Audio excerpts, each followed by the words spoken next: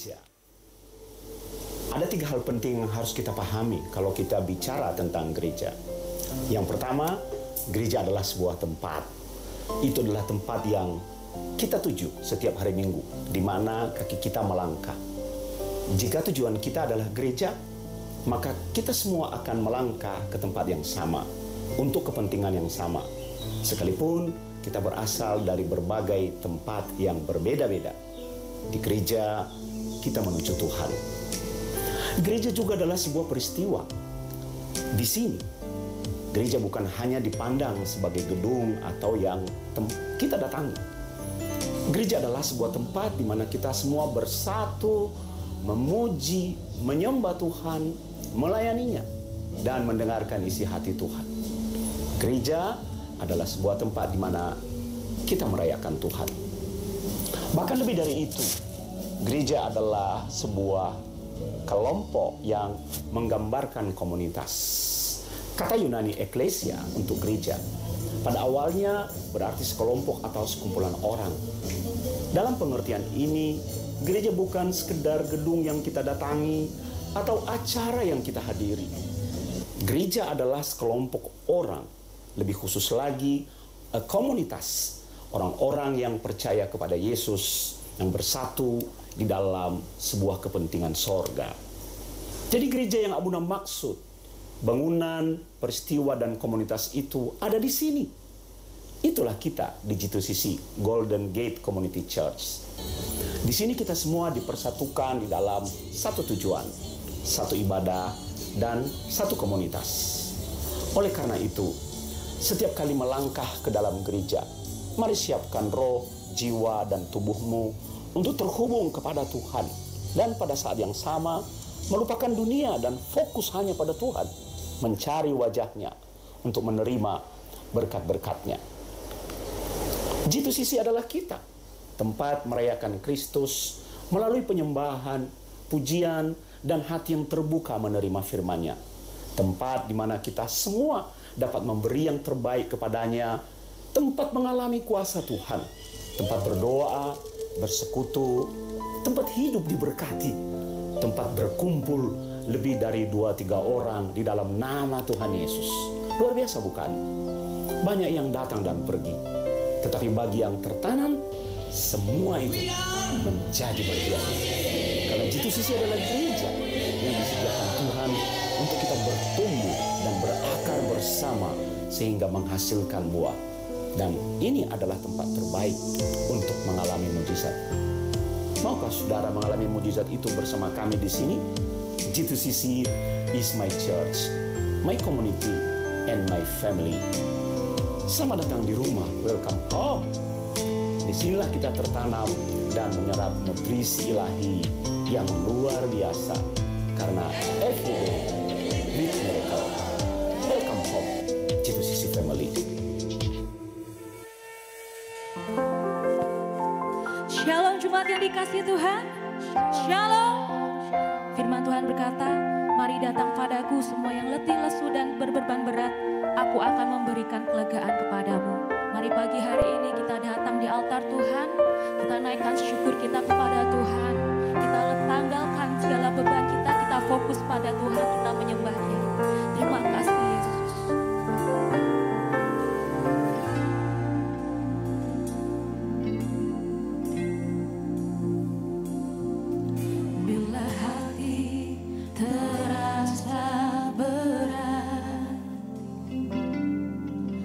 Seorang pun mengerti bebanku.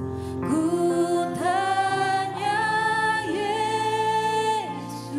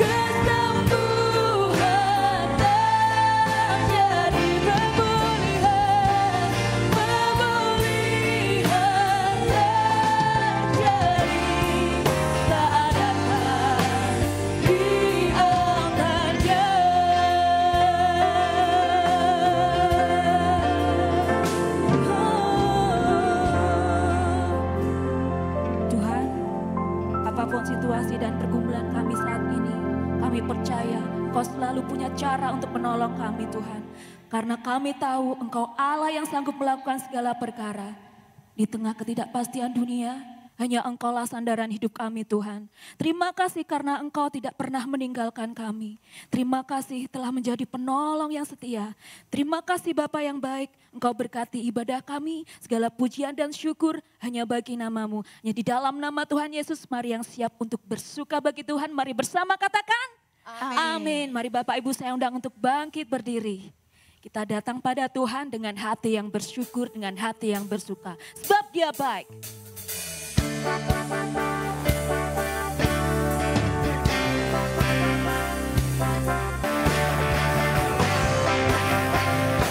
Tuhan, terpujilah, Yesus, terpujilah.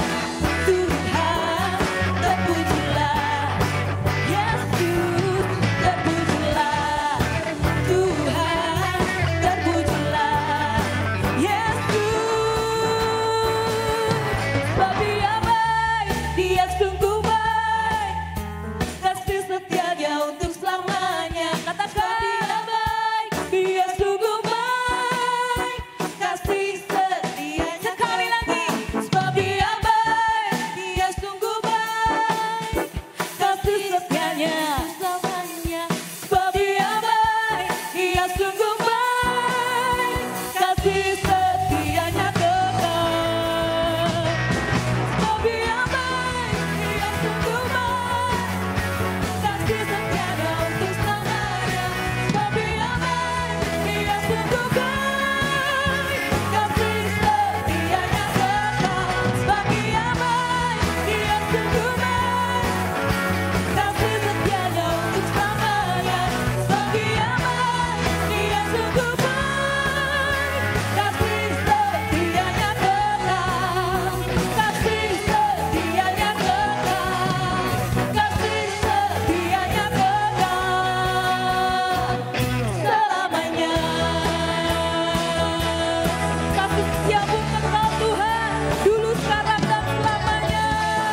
Haleluya. Sorak-sorai bagi Tuhan. Mari semangat memuji Tuhan. Masih semangat memuji Tuhan. Katakan haleluya. Haleluya. Di bawah kepak sayap-Mu kami akan selalu merasa tenang Tuhan. Sebab Engkau menyertai hidup kami. Amin.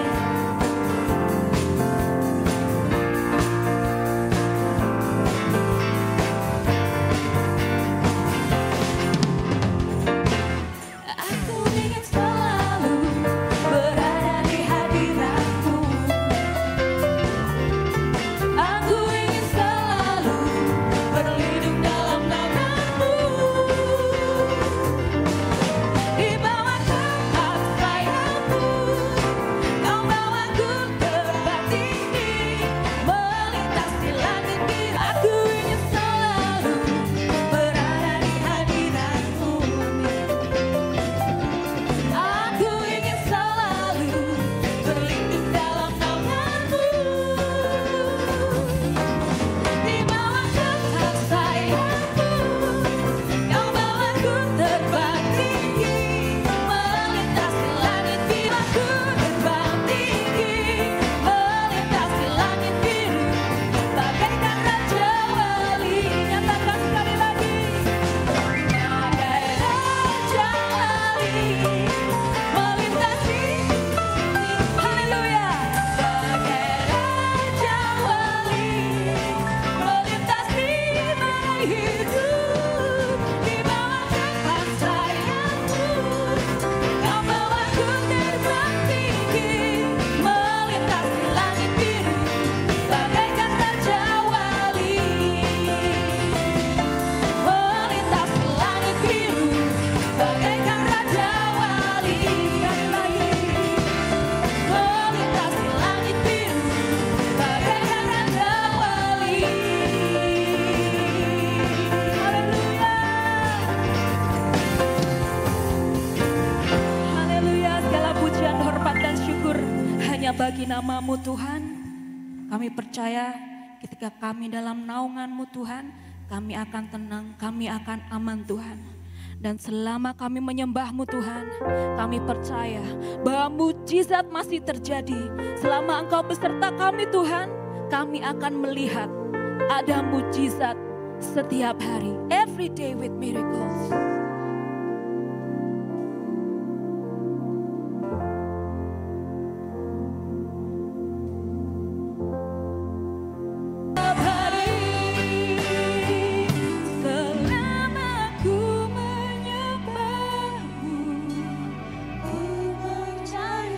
Percaya Tuhan bahwa mujizat masih terjadi di tengah-tengah kami Tuhan, dalam tangan-Mu Tuhan. Besertaku, ku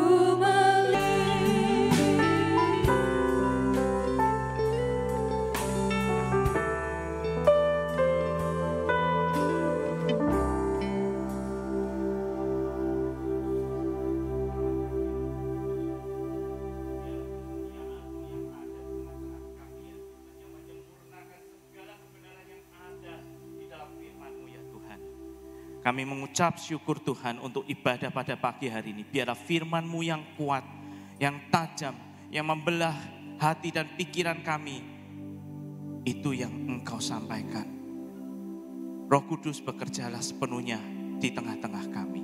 Di dalam nama Tuhan Yesus Kristus kami berdoa. Amin. Mari Bapak Ibu silakan kembali ke tempat duduk. Silakan slide-nya diputar. Bapak Ibu, hari ini saya akan membahas tentang marketing dan manajemen, ya. Kenapa saya memilih ini? Saya ingat ketika sekitar 20 tahun yang lalu, saya pulang dari Amerika, saya singgah di Singapura, dan saya ketemu dengan sepupu saya, orang Singapura, ya. Sepupu saya orang Singapura. Lalu dia menanyakan kepada saya, ini, mana yang lebih penting, marketing atau manajemen? Karena dipikir waktu itu saya habis pulang sekolah dari MBA, ya S2, lalu saya bisa menjawab dengan benar. Tetapi kenyataannya waktu saya ditanya sama sepupu saya, Mr. T, saya sendiri nggak bisa jawab. Dan jawaban saya 20 tahun lalu adalah marketing. Tapi setelah saya melewati begitu banyak pergumulan, perjalanan dengan Tuhan, dan akhirnya saya sekolah Alkitab dan kembali ke tangan Tuhan, ternyata jawabannya salah. Dan saya ingin ajarkan kepada Bapak Ibu apa yang sebenarnya menurut firman Tuhan. Next. Jadi Bapak Ibu, kalau kita belajar ilmu entrepreneur ya, itu ada 4 bidang yang harus kita kuasai, yaitu memang di dalam 4 bidang ini yaitu produksi, penjualan atau marketing, lalu keuangan atau finance, dan yang terakhir adalah manajemen. 4 ini nggak bisa kita abaikan. Kita kalau mau jadi pengusaha, ya mau nggak mau, 4-4-nya ini harus dipahami, memahami. Ya, apalagi kalau pemilik, bukan pemilik perusahaan tetapi engkau adalah direktur posisi tertinggi, ya, walaupun masih ada pemiliknya lagi, tapi harus tahu 4-4-nya ini, enggak bisa enggak. Dan saya selalu mengajarkan bahwa 4 bidang ini bisa diidentikan dengan kursi yang kakinya 3, ya. Jadi 3 kaki itu adalah produksi, penjualan, dan keuangan. Lalu 3 kaki itu tidak akan berfungsi apa-apa, tidak akan bisa berdiri menjadi sebuah kursi kalau tidak ada alasnya. Nah, alasnya itulah manajemen yang menyatukan produksi, penjualan, dan keuangan menjadi satu kesatuan seperti orkestra, seperti kursi itu supaya bisa berdiri. Nah, oleh karena itu sampai kita harus kuliah yang namanya manajemen, ya. Next. Nah, kalau kita di dalam hidup kita sehari-hari, itu kan kita selalu cari berkat, ya, berkat. Nah, next. Kalau kita, next lagi, ya, kalau kita contohkan adalah kita bagi, maka satu kelompok manajemen produksi keuangan itu dalam satu kelompok, yaitu kelompok yang kiri, dan marketing itu di dalam kelompok yang kanan. Kita pisahkan. Kenapa kita pisahkan? Kita akan analisa. Next. Yang pertama, ya, di dalam manajemen, di dalam produksi, di dalam keuangan, itu ada outcome atau hasil pasti yang terukur. Jadi ketika kita di dalam manajemen, di dalam produksi dan keuangan, itu sifatnya lebih terstruktur. Perencanaannya lebih, outcome-nya, hasil yang kita inginkan itu akan bisa dipastikan. Hampir mendekati 100% yang kita rencanakan, yang kita inginkan. Tetapi di marketing, kenyataannya apapun yang kita lakukan untuk memasarkan produk kita, hasilnya tidak pernah pasti. Tidak pernah pasti. Umpama, kita jualan mobil, kita punya target ya untuk menjual 5 mobil sebulan. Melakukan segala marketing yang hebat, TikTok, Facebook, segala macam, Instagram, Reels, semua dimainkan. Saya tanya, bahkan bayar influencer. Saya tanya, apakah bisa dipastikan di dalam dunia marketing, engkau bisa menjual 5 mobil dalam sebulan dengan melakukan semua itu? No way, tidak akan pernah. Marketing adalah satu-satunya bidang di dalam ilmu entrepreneur yang tidak pernah bisa dipastikan 100% hasilnya. Tidak pernah bisa. Lalu yang kedua, manajemen produksi keuangan lebih bersifat internal. Mengurus di dalam. Tetapi marketing lebih memikirkan tentang eksternal, faktor luar. Ketiga, manajemen produksi keuangan mendukung marketing supaya marketing sebagai ujung tombak pendapatan atau revenue berhasil. Jadi ujung tombaknya, penyerangnya itu marketing. Sedangkan kalau sepak bola mulai dari tengah, back sampai kiper, itu semuanya mendukung dari marketing supaya bikin gol. Sehebat-hebatnya pertahananmu di dalam sepak bola, kalau tidak bikin gol ya percuma. Itu kuncinya. Maka di dalam mindset dunia, marketing itu adalah ujung tombak yang habis-habisan, kuncinya di situ. Lalu yang keempat, manajemen produksi keuangan ketika mengeluarkan biaya, mereka semua biayanya bersifat nyata. Bersifat nyata, beli motor, beli mesin, beli stok, semuanya bersifat nyata. Mengambil karyawan baru, semuanya bersifat nyata. Tetapi biaya untuk marketing itu sebenarnya semuanya memang targetnya revenue. Tetapi yang harus kita tahu kebanyakan adalah untuk brand awareness, brand perception, bagaimana engkau dikenal, bagaimana suatu merek itu bisa dikenal luas. Nyata enggak? Enggak. Enggak. Marketing tidak pernah bicara tentang outcome yang nyata. Karena di dalam marketing yang pertama adalah brand awareness. Brand awareness itu ketika engkau mau beli handphone, engkau langsung, oh aku mau belinya merek ini. Nah itu yang disebut brand awareness, dan banyak perusahaan invest besar-besaran hanya untuk di level pertama brand awareness. Baru nanti masuk brand perception. Brand perception apa? Ketika kita melihat suatu mobil yang merek premium, kita langsung tahu, wah ini mobil mahal, persepsinya mahal. Nah itu sudah level kedua. Dan semua tidak nyata. Lalu yang keempat, di dalam biaya, pengeluaran biaya untuk market, manajemen produksi keuangan, itu semuanya bersifat hati-hati. Memastikan benar-benar uangnya ini keluar tepat. Tetapi di marketing, karena engkau tergoda di target untuk mendapatkan pendapatan yang besar, di mana outcome-nya, hasilnya belum tentu nyata dan belum tentu pasti sesuai prediksimu, maka yang terjadi mudah digoda atau terjebak. Contoh gampang, saya nemukan banyak, kemarin saya ngobrol ya seorang tukang, saya ngomong, banyak pengusaha berhasil, boom, tapi sekian waktu dalam waktu singkat, hanya ketipu proyek, habis semua. Kenapa? Tergoda. Berapa banyak anak-anak Tuhan itu tergoda, terjebak. Masukkan uang banyak ke suatu koperasi. Bukan bank. Kenapa? Bunganya gede. Lebih besar dari bank biasa. Ujung-ujungnya apa? Nggak balik. Semua yang dimulai dari marketing, semua bersifat godaan. Contoh, engkau mau merekrut seorang karyawan. Dia bilang, oh saya mampu meningkatkan omset Bapak sekian. Tergoda. Hire. Diambil. Ya kan? Jadi semua lihat, modelnya tergoda. Marketing bersifat godaan dan jebakan. Abuna mengajarkan berkali-kali, tidak semua pintu datangnya dari Tuhan.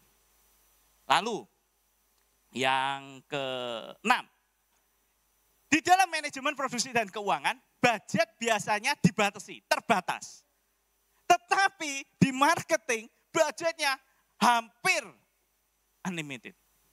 Apapun kita dukung program apapun untuk marketing.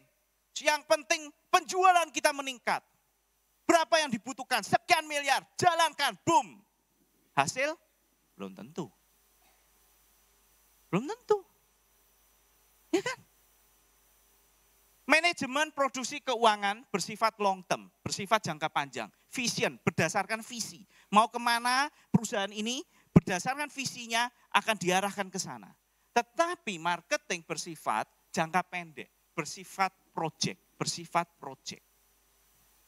Makanya orang marketing biasanya gajinya besar. Kenapa? Apalagi kalau bisa menjual mimpi. Ya. Wah nanti saya begini, budget sekian, nanti perusahaan akan revenue-nya, wow semua. Wah pemiliknya, direktur, wah luar biasa, hire. Ya kan? Kenyataan sebulan, 2 bulan, setahun gak berhasil, ya pecat aja udah. Tapi kan marketing sudah sukses kan menjual dirinya kan. Itu kenyataan kok. Kenyataan, saya ngalami semua. Nah, next.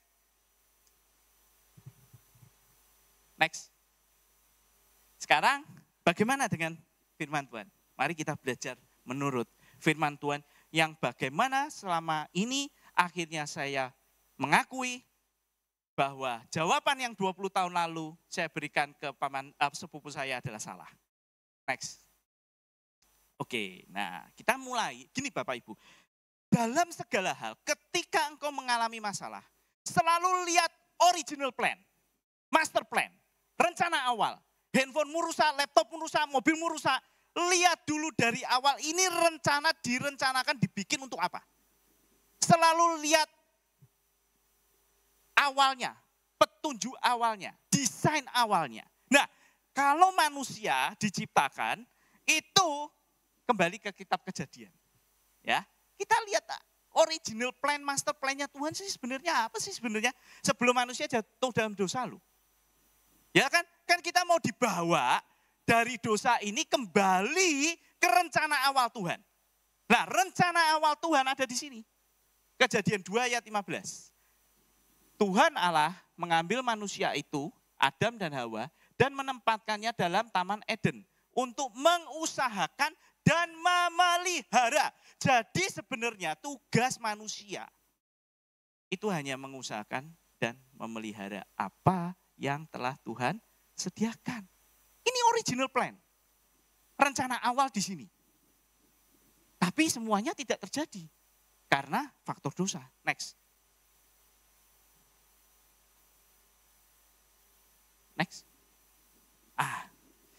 Kita lihat di 2 Raja-Raja 4 ayat 1 sampai 7 ya. Nanti Bapak Ibu bisa baca sendiri ya.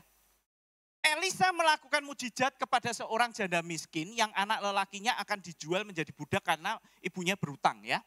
Sebotol minyak terus terisi sehingga ia mempunyai cukup uang untuk membayar semua utangnya. Nah, jadi ceritanya Bapak Ibu, Elisa ini bertemu dengan janda ini dan janda ini sangat miskin dan berhutang sehingga dia harus menjual anaknya untuk melunasi hutangnya. Lalu Elisa ada di sana. Dan Elisa meminta supaya ibu itu ditanya, "Kamu punya apa?" "Aku punya minyak, hanya sebuli." Lalu disuruh sama Elisa, ambil minyak tempat sebanyak-banyaknya, buli-buli cari sebanyak-banyaknya, pinjam ke tetangga. Nah, setelah pinjam semua, dia punya cukup banyak buli-buli, lalu Elisa mulai melakukan mujizat. Dengan dituangkan minyak itu dari satu terus ke semua buli-buli sampai penuh dan itu dijual bisa melunasi utang. Pertanyaannya, pertanyaannya adalah, kalau dari segi marketing, kita kan pengen kayak gini kan, dari 1 mobil, 2 mobil, 3 mobil, 1 tanah, 1 rumah, 1 pabrik, 2 pabrik, 3 pabrik, 1 outlet, 2 outlet, 3 outlet. Lihat, pelajari prinsipnya. Berkatnya minyaknya yang bisa dijual jadi duit. Tapi jangan lupa, Elisa nyuruh apa? Buli-bulinya sediakan dulu. Berarti sebenarnya berkat kita tergantung berapa banyak kapasitas yang kita miliki. Kuncinya di situ. Bagi Tuhan sangat mudah untuk melipat gandakan dari 1 jadi 2, jadi 5, jadi 7, dari sangat mudah. Tapi seberapa besar buli-buli yang kau miliki? Seberapa banyak buli-buli yang engkau miliki? Kuncinya di situ. Oke, paham ya? Next. Kita lihat fakta yang berikutnya. Di next saja. Nah, oke, next. Biar judulnya muncul.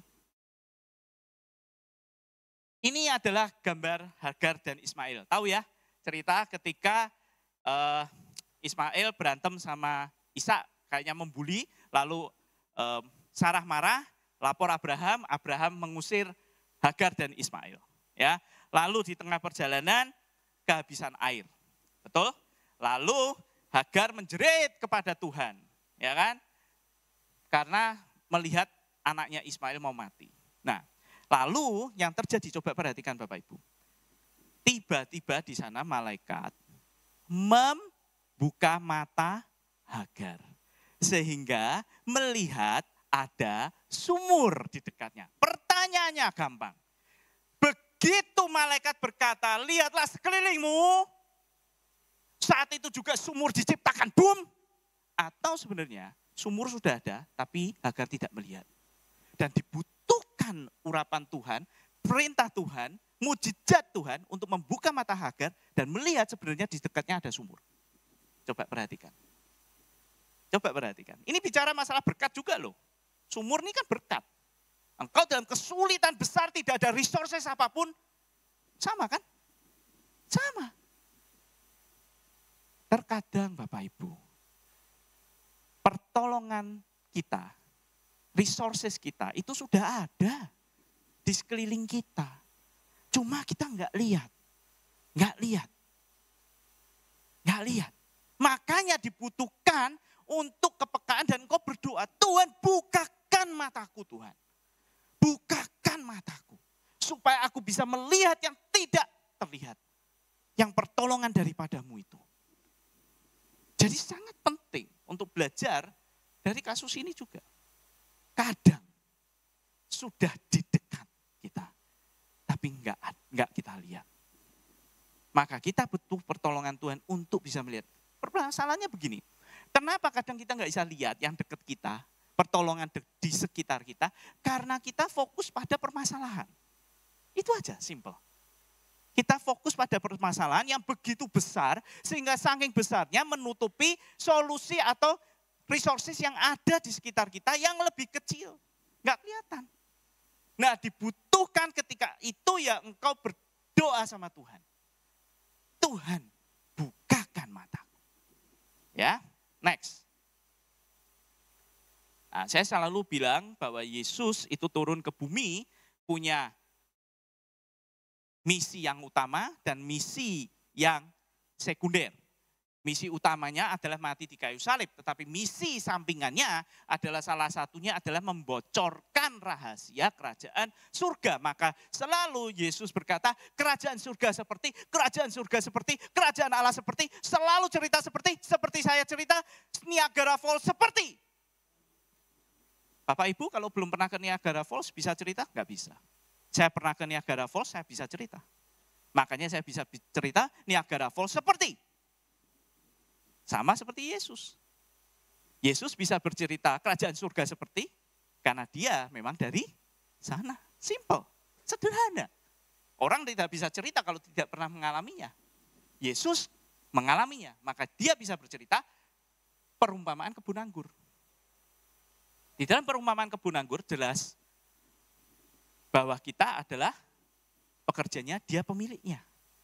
Selesai. Ya kan? Lalu perumpamaan tentang talenta, ya kan? Dia adalah bosnya, ya.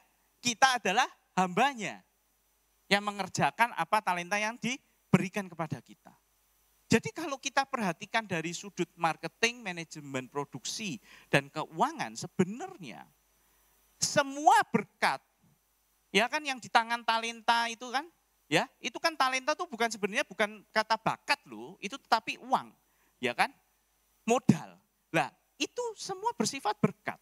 Kebun anggur juga bersifat berkat.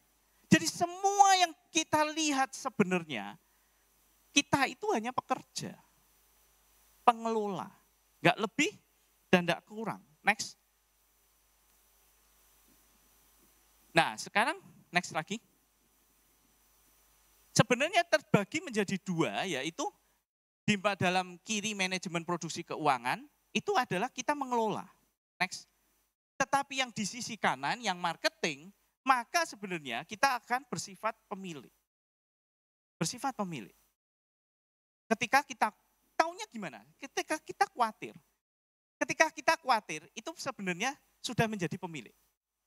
Detik kita khawatir loh, aduh gak iso gajian, aduh gak bisa ini, aduh gimana tuh utangku telat, semua engkau berkata bahwa engkaulah pemiliknya.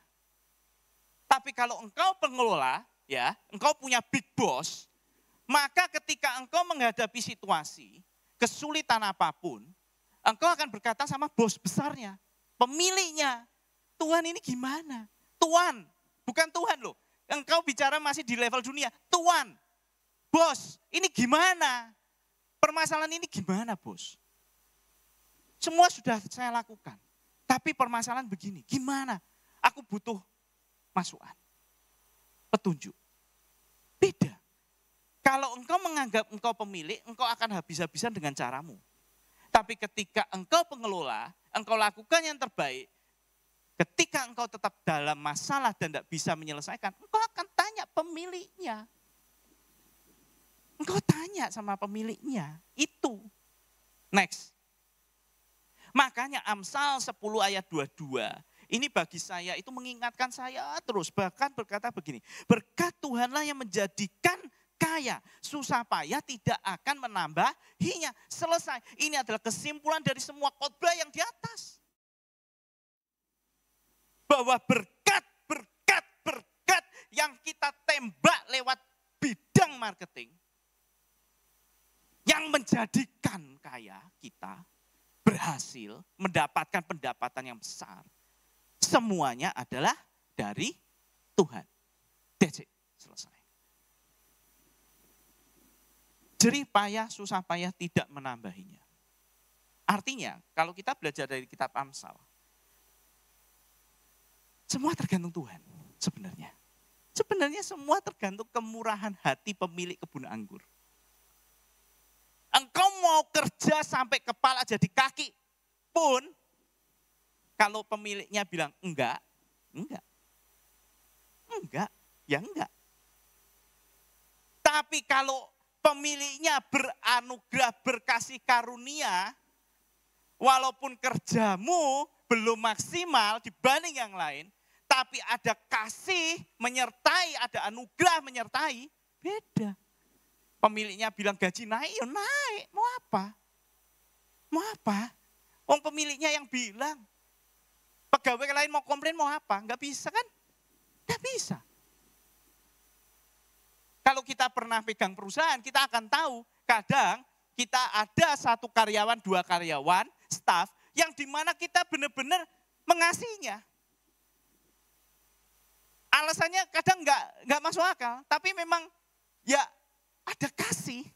Dan perlakuan kita kepadanya beda dengan staff lain. Itu aja. Sesederhana itu. Nah, pertanyaan yang paling besar, next.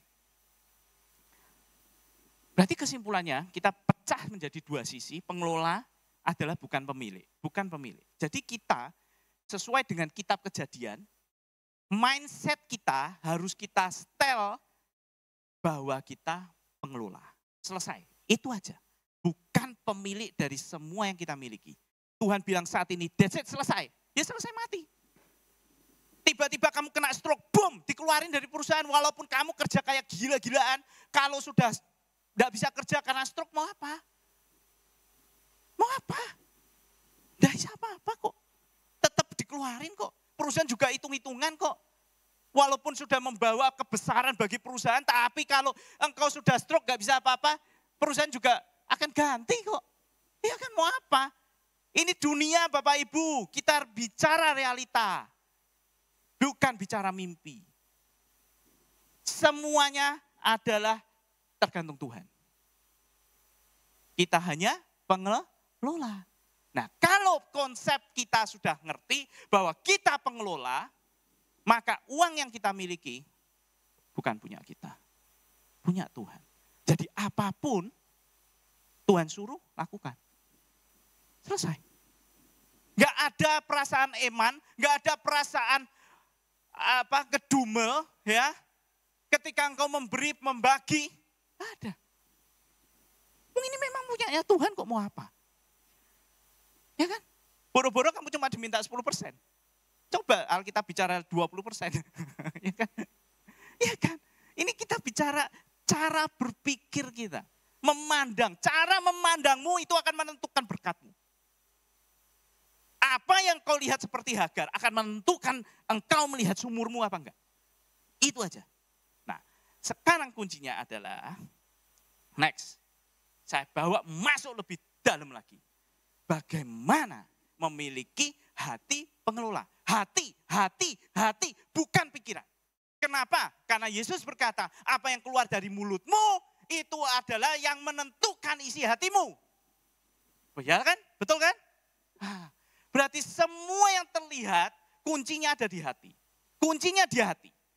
Ingat, firman Tuhan seluruhnya bicara tentang hati.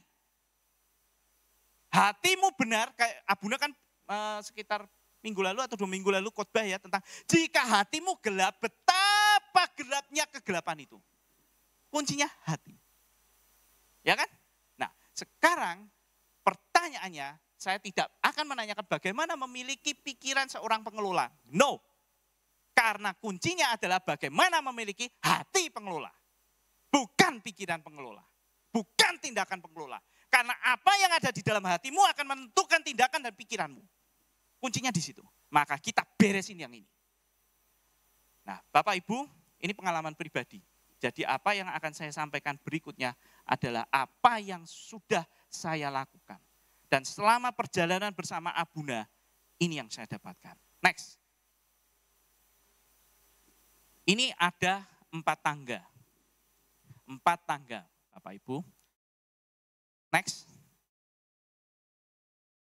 Tangga yang pertama adalah hamba. Bagaimana engkau memposisikan dirimu dengan Tuhan, itu akan ditentukan dari caramu berpikir. Kalau engkau seorang hamba, beda loh, ART anggap aja ya, saya tidak merendahkan atau apapun, tapi ambil status daripada suatu pekerjaan adalah seperti hamba, seperti ART, disuruh-suruh. Ambilkan ini, tolong sapu, tolong pel, tolong bersihkan, bem. Lalu hamba akan melakukan apa? Mengatakan apa kepada tuannya? Tugas telah selesai dan hakku, Tuhan. Kalau engkau berdoa dan menghadap Tuhan dan berkata, Tuhan, mana hakku? Tuhan, mana rewardku? Engkau selalu bicara dengan Tuhan tentang kewajiban dan hak, maka engkau hamba. Cara menentukan isi hatimu, apakah engkau hamba atau bukan, adalah bagaimana engkau berkomunikasi dengan Tuhan. Jika engkau bicara selalu tentang hak dan kewajiban, maka engkau hamba. Sederhana. Sangat sederhana. Next. Yang kedua, level kedua adalah anak. Anak beda sama hamba. kisah di Kejadian banyak, ya kan? Anak nggak bener pun tetap minta apapun, tetap bisa tidur sama pemilik tuannya, papahnya. Hamba bisa? Nggak bisa. Anak masuk ke ruangan papanya, glek, buka aja masuk. Pah, minta duit. Hamba nggak bisa. Sehebat-hebatnya hamba, seluar biasanya hamba, yang mengelola semua ketika menghadap tuannya. Tok, tok, tok. Permisi. Bedanya apa? Akses. Akses. Dan warisan. Sebrutal-brutalnya, sejelek-jeleknya anak, tetap warisannya dapat. Hamba sebagus-bagusnya, warisannya dibanding anak gimana? Nah, kecuali kau enggak punya anak, baru kasih ke hamba. Ya kan? Sederhana. Nah terus caranya tahu kalau kita posisi anak apa? Engkau panggil dia Bapak. Tapi bilangnya gimana? Pak, duit. Pak, duit. Pak, jadi semua yang kau katakan dari mulutmu ke bapamu hanya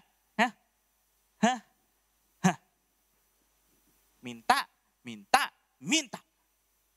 Maka detik itu juga sebenarnya hatimu hati anak. Di sini minta tok. Ya kan? Next. Sahabat itu saya anggap ya seperti dengan Pak Joni, Henry, ya kan? Cerita banyak. Di mana saya enggak cerita ke anak saya tuh. Enggak. Tapi tetap kan makan yuk hitungan, bayar dewi-dewi, bagi bareng-bareng. Beda sama anak toh. Tidak ada hitungan toh. Beda kan? Ya kan? Nah caramu engkau berkomunikasi dengan Tuhan, kalau sahabat, itu apa?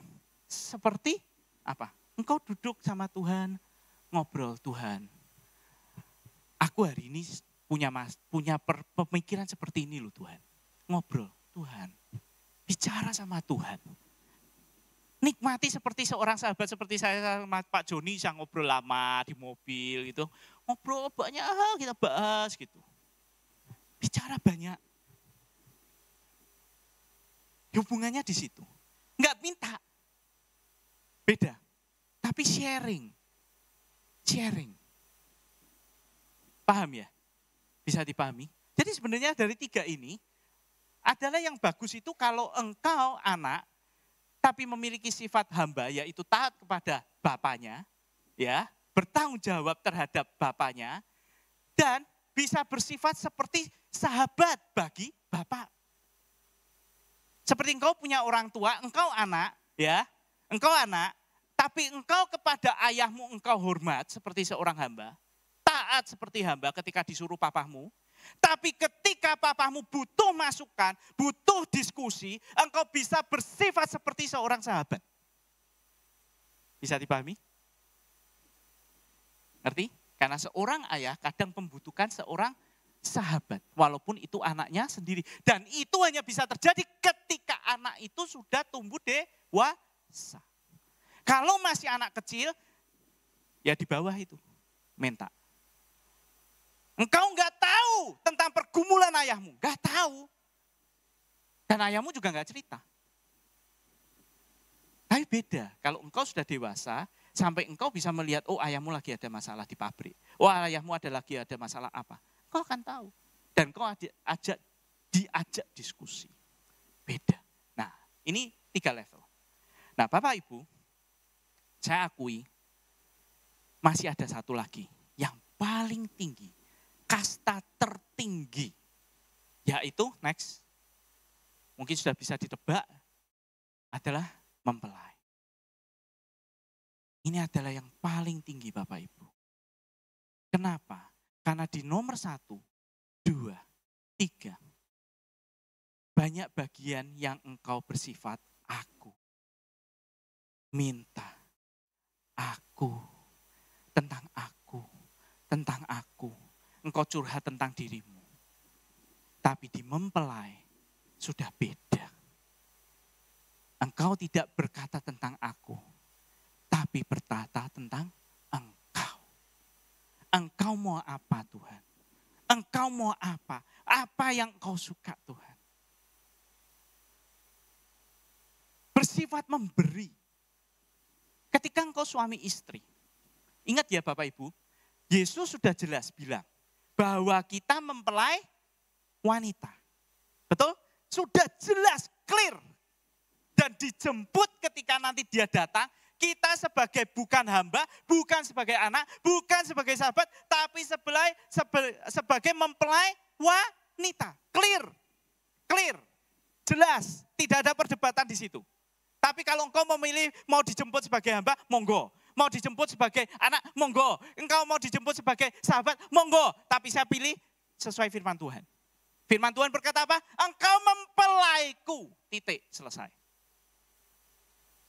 Paham? Ngerti ya? Nah, kesulitan yang saya hadapi. Karena saya cowok. Bukan perempuan. Kalau perempuan, Yesus kan figurnya laki. Kan gampang. Tapi saya berusaha mengerti bahwa kasih itu ada 3 ya. Eros. Eros apa lagi? Satu yang tertinggi agape, yang kedua apa? Filio. Ya, filio. Eros itu karena kasih karena fisik, filio itu karena sahabat, dan yang tertinggi adalah agape. Agape adalah mengasihi tanpa meminta apapun kembali. Kasih. Hilang. Seperti Yesus mati di kayu salib, itu adalah agape. Tidak mengharapkan apapun dari engkau. Yang penting aku lakukan dan engkau semua selamat. Nah, itu agape. Nah, yang diinginkan di dalam mempelai ini adalah kasih agape ke Yesusnya. Itu. Gimana engkau bisa mengasihi dia totally semua. Bahkan engkau sampai mengatakan, Tuhan, apapun Tuhan, apapun kau mau. I give. Ini level paling tinggi. Level paling tinggi. Makanya ketika engkau sampai di situ, baru engkau tahu dan bisa mengerti kisah tentang Marta dan Maria. Kenapa yang Marta sibuk, yang Maria duduk, diam. Dan Yesus memuji Maria. Itu. Ketika engkau Paskah, melihat video Passion of Christ, melihat yang kemarin Last Supper ya. Engkau melihat Yesus disalib. Engkau tidak pakai kacamata Maria yang menangisi anaknya. Tapi engkau memakai kacamata seorang mempelai yang melihat mempelai priamu harus mati untukmu. Sampai hatimu ke situ. Baru engkau akan berkata, everything is yours. Semuanya milikmu Tuhan.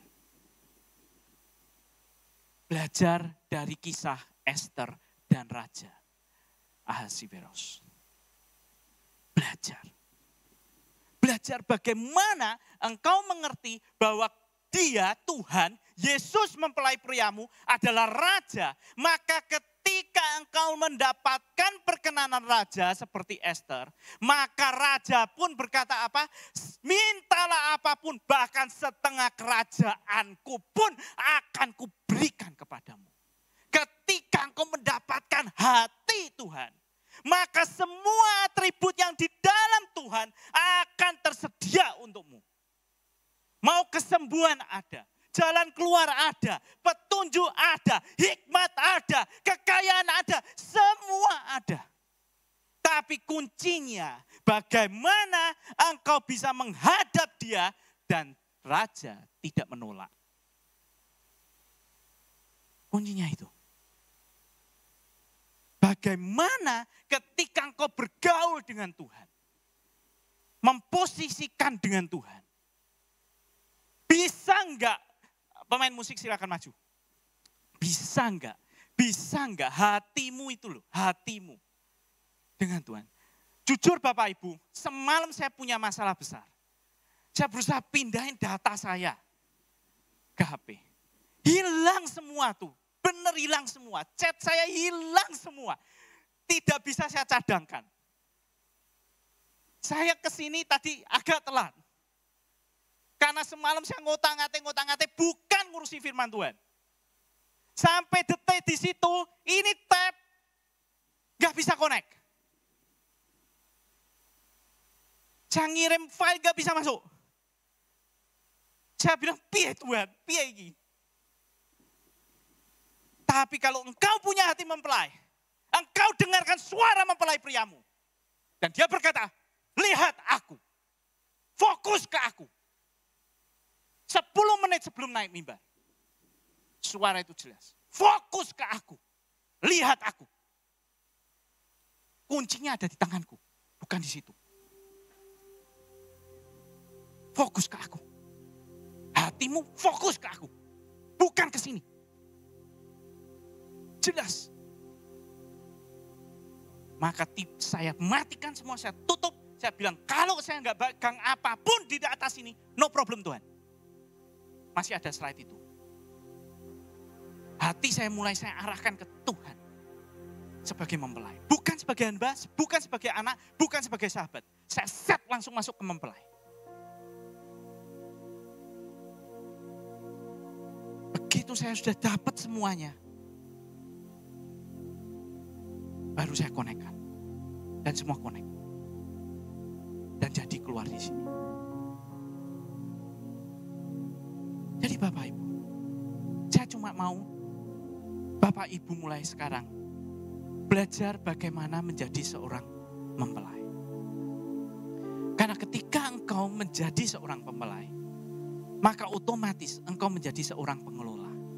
Seorang istri itu akan menerima berkat nafkah dari sang suami. Dan akan mengelolanya untuk kebutuhan rumah tangga. Sama Bapak Ibu. Kita hanya terima berkat dari Tuhan. Dan kita dituntut untuk mengelolanya. Hanya itu. Dan lebih. Maka ketika engkau menemukan dalam situasi yang sulit, belajar dari Esther, masuk. Maka Paulus berkata apa? Karena darah anak domba, maka engkau memiliki sekarang punya kesempatan, keberanian untuk masuk ke tata maha suci. Hanya karena darah Yesus, darah domba, engkau punya kesempatan sekarang dengan keberanian langsung masuk ke hadapan Raja. Tidak ada penghalang lagi. Nah sekarang tinggal bagaimana Raja merespon kedatangan. Kalau engkau mempelai, maka seperti Raja Ahasveros kepada Esther. Ketika melihat Esther, dia langsung berkenan dan mengulurkan tongkatnya. Dan biarlah Raja yang mengambil alih masalahmu. Seperti Esther. Masalahnya dengan Haman selesai di tangan Raja. Bukan di tangan Esther. Pelajari. Di dalam firman Tuhan semua sudah jelas. Engkau adalah mempelai wanita Kristus. Siapkan hatimu, siapkan pikiranmu. Karena engkau tidak akan pernah tahu kapan saatnya engkau dipanggil menghadap. Tapi ketika engkau tahu waktu, saya yakin Bapak Ibu, saya yakin. Kalau engkau mempelai Kristus, dia bilang dia akan menjemput. Maka sesungguhnya engkau akan tahu waktumu tiba kapan. Engkau tahu, saya menemukan begitu banyak orang-orang yang begitu setia mengikut Tuhan. Ketika masa akhir hidupnya, dia tahu saatnya tiba. Dia tahu, dia ngerasa saatnya tiba. Tahu. Dan dia mengharapkan, aku sudah selesai, jemput aku pulang. Dan merupakan kebahagiaan tertinggi ketika ketika engkau melihat mempelaimu datang menjemputmu. Seperti ketika menikah, ya kan? Engkau melihat mempelai di situ. Dan engkau datang menyongsong mempelai priamu. Ya kan? Mempelai wanita maju ke mempelai pria. Dengan hati berdebar-debar. Dengan hati yang sangat bersuka cita. Yes, this is the time. Ini waktu yang ditunggu. Yang selama ini pacaran. Nunggu momen itu. Momen itu. Untuk bersatu sama kekasih. Pemain WL silakan naik. Bapak Ibu, saya undang menyanyikan lagu ini.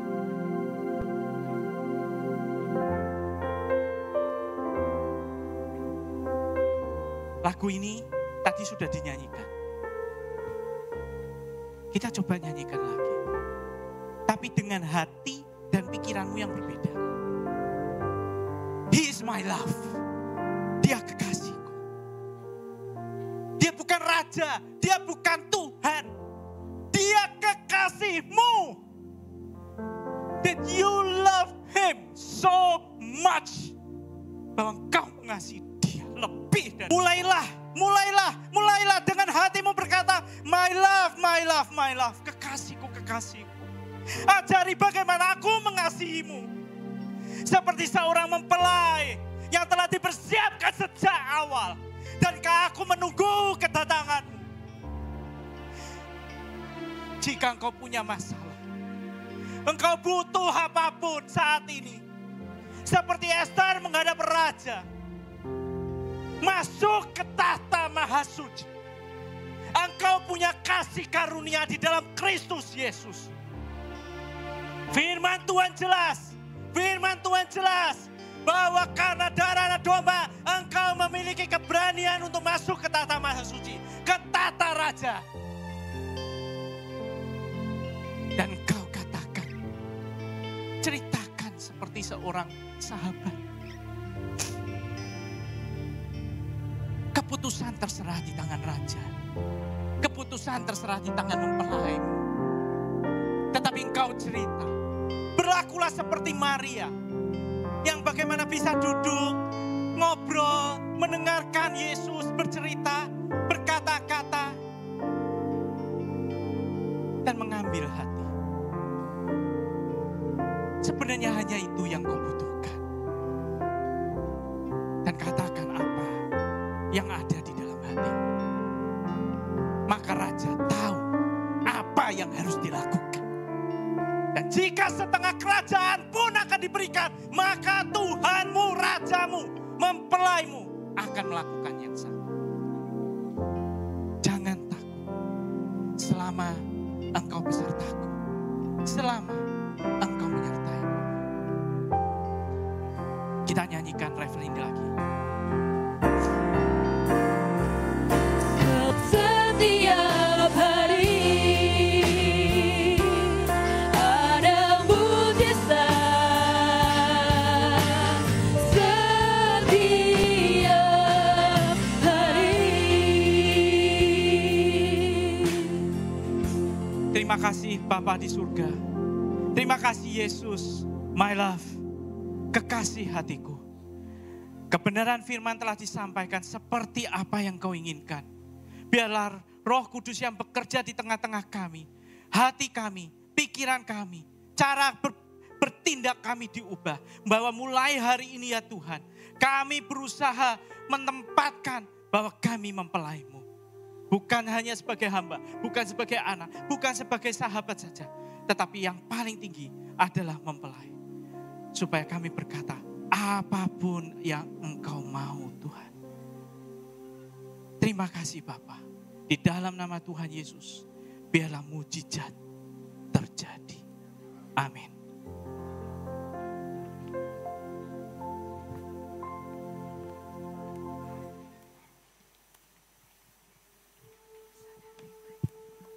Shalom, jemaat institusi yang dikasihi Tuhan. Diberkati dengan firman Tuhan pada pagi hari ini. Amin. Terima kasih buat Pastor Yimi Iskandar atas pelayanannya pada pagi hari ini. Tuhan Yesus memberkati. Kami menyambut sidang jemaat yang baru pertama kali hadir dalam ibadah G2CC, dan jika belum memiliki ibadah gereja yang tetap, kami tetap menantikan kehadiran Bapak Ibu pada ibadah G2CC berikutnya. Hari ini tidak ada jemaat yang baru. Nanti sore ada ibadah raya pukul 5 sore bersama Pastor Revo Saluku. Juga nanti sore ada ibadah online pukul 5 sore di channel YouTube Pastor Sony Saluku. Firman online setiap hari Rabu pukul 7 sampai pukul 8 melalui Zoom dan juga channel YouTube Pastor Sony Saluku. Hari Jumat ada breakthrough prayer pukul 5 sore di gereja. Minggu depan ada ibadah raya pukul 7 pagi bersama Pastor Nathanael Sitepu dan pukul 5 sore bersama Pastor Revo Saluku di gereja. Youth Komsel diadakan pada hari Sabtu pukul 4 sore di main hall G2CC. Kemudian ibadah sekolah minggu setiap hari Minggu pukul 7 sampai 8.30 di gereja. Menghimbau bagi Bapak, Ibu, Saudara ataupun ada anggota keluarga yang sedang demam, flu, batuk, dan pilek, tidak diperkenankan untuk mengikuti ibadah secara onsite, harap mengikuti ibadah secara online. Tetap menerapkan protokol kesehatan dimanapun kita berada dan beraktivitas. Mengucapkan selamat ulang tahun dan selamat ulang tahun pernikahan kepada seluruh sidang jemaat yang merayakannya sepanjang minggu ini. Tuhan Yesus memberkati dan memberikan umur panjang. Demikian info gereja sepekan. Selamat hari Minggu, Tuhan Yesus memberkati. Shalom. Ya, terima kasih Pak Daniel untuk pengumuman. Kita akan berdoa untuk anak-anak sekolah minggu. Silahkan. 1, 2, 3, 4. Ya Bapak Ibu, mengingatkan kembali pesan Abuna, anak-anak sekolah minggu ini di gereja kita tambah sedikit. Kenapa? Karena banyak yang naik ke youth. Lulus SD, ke SMP, remaja, gabung ke youth. Jadi pesan dari Abuna adalah jemaat G2CC beranaklah yang banyak ya, supaya generasi sekolah minggu G2CC nambah terus gitu ya. Yuk kita angkat tangan kanan kita berdoa untuk anak-anak sekolah minggu. Tuhan, kami serahkan anak-anak kami menjadi mempelai-mempelai-Mu Tuhan. Di akhir zaman ini, Engkau persiapkan anak-anak kami. Pakai mereka sebagai alat-Mu. Masa depan yang terbaik Engkau berikan kepada mereka. Hikmat-Mu juga turun atas guru-guru sekolah minggu Tuhan. Untuk mendidik anak-anak kami menjadi anak-anak Tuhan yang luar biasa dan berdampak. Terima kasih Tuhan, kami serahkan mereka. Berkatilah mereka di dalam nama Yesus, sama-sama kita katakan. Amin. Bapak Ibu Gembala tidak bersama-sama dengan kita, Abuna Abuni ada pelayanan di Riau, di Pekanbaru Bapak Ibu. Ada sedikit pengumuman tambahan, yaitu pada bulan ini, di akhir bulan nanti rencana gereja kita akan mengaktifkan kembali program Gerar, yaitu program berbagi kasih. Kita sedang mencari panti asuhan mana yang tepat Bapak Ibu, kalau ada info ya, panti asuhan Kristen atau Katolik di kota Semarang yang memang perlu kita bantu, perlu kita tolong. Ayo silahkan info ke pengurus, kita akan ke sana bersama anak-anak youth yang menjadi operatornya. Yuk mari kita buka rumah kita ya, barang-barang yang tidak dipakai tapi masih bagus, masih layak pakai, daripada nganggur di sana. Ayo kita sumbang ya, kita berbuat baik untuk orang-orang yang membutuhkan.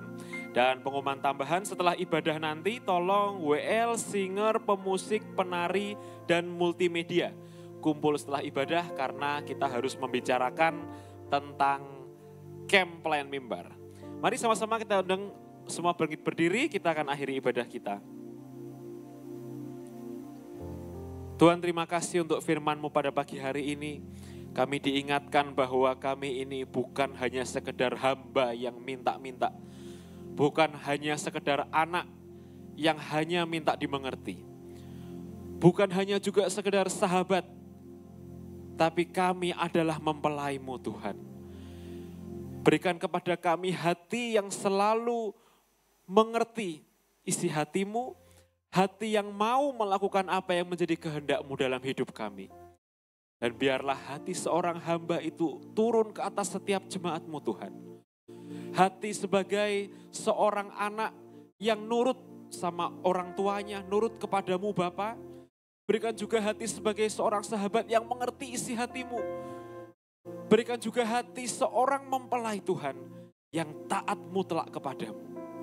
Tuhan, hamba berdoa, tolong anak-anak-Mu, pergumulan apapun yang Kau izinkan terjadi, persoalan apapun yang Kau izinkan hadir, tolong kami Tuhan.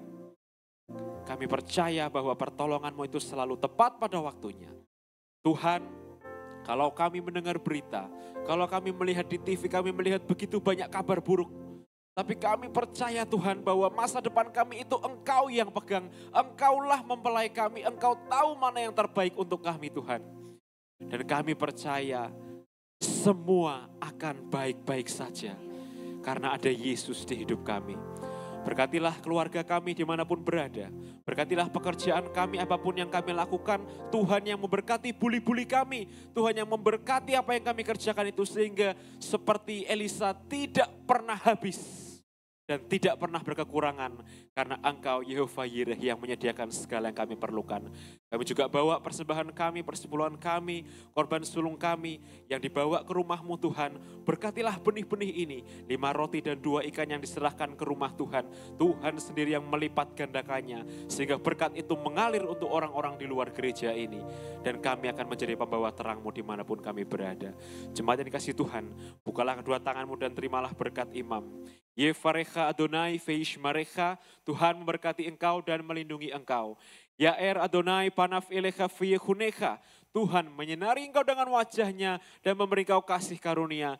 Yisa Adonai panaf elecha feyesim lecha shalom, Tuhan menghadapkan wajahnya kepadamu dan memberi engkau damai sejahtera. Beshem Yeshua HaMashiach, di dalam nama Yesus Kristus yang menerima berkat Tuhan berkata, amin.